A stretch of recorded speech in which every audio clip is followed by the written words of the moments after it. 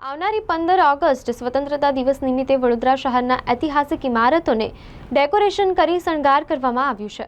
વડોદરા શહેર સ્થિત લાલકોટ, ગાંધીનગર ગૃહ, માંડવી, 4 દરવાજા સહિત સરકારી કચેરીઓને ડેકોરેશન કરવામાં આવ્યું છે। આ ડેકોરેશન લોકો માટે એક આકર્ષકનું કેન્દ્ર બન્યું છે। ત્યારે વડોદરા શહેરના કેટલાક વિસ્તારોના ડિવાઈડરો પણ લાઇટ ડેકોરેશન સહિત તિરંગો લગાવી શણગાર કરવામાં આવ્યા છે।